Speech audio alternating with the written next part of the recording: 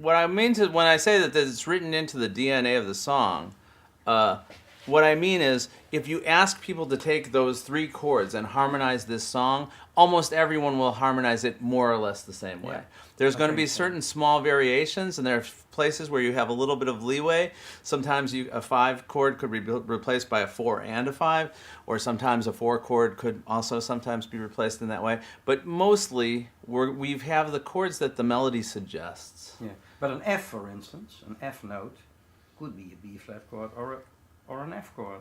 That's true. That's right. So the melody note, in fact, the first note of the piece starts on an F, and I'm suggesting that the B flat is the natural sound. It's not terrible with the F, No. you know, it kind of works, but you're right. There's a possibility that you could hear different chords, but I think would be theoretical. Theoretical, yeah. But I think most people who've heard the song will have a sense that those are the normal chord changes. Yeah. So we can always start with the kind of basic structure, and no matter how complex the song gets, there's a kind of underlying structure to the harmony, and that's why, and that's to go back to the other question, that's why reharmonization, a class in reharmonization, kind of makes no sense. You have to talk about how to harmonize, because as we add to the number of harmonic processes we have, you are still working with that basic functionality of the song. All we get is more harmonic. The way I write about it in the book, it's like there's sort of a concentric circle approach. So in that first circle, the most basic, it's like if we're looking at a solar system. So the sun is 1, 4, and 5. And then the next, we go out a little farther, and we can add another element to these chords.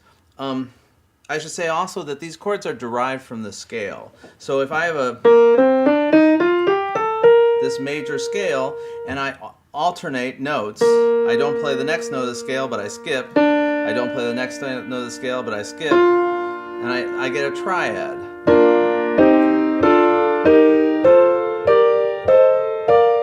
Those are called the diatonic triads, meaning the triads that are of the key. And the only ones of the only triads that are major triads are the 1, the 4, and the 5. So that's where we get this really central, those chords that are of most central importance. But we have these other triads as well. We're going to talk about those in a minute. But I can add another note, and in jazz harmony we usually do. That's the major 7th. So now I have a 4-note chord that I made by skipping thirds. Skipping every other note of the scale.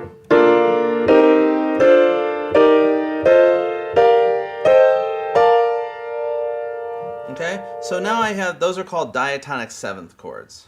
Okay, so now all these chords are only derived from the scale. They're the same notes as there are in a B flat major scale. And those give us more colors.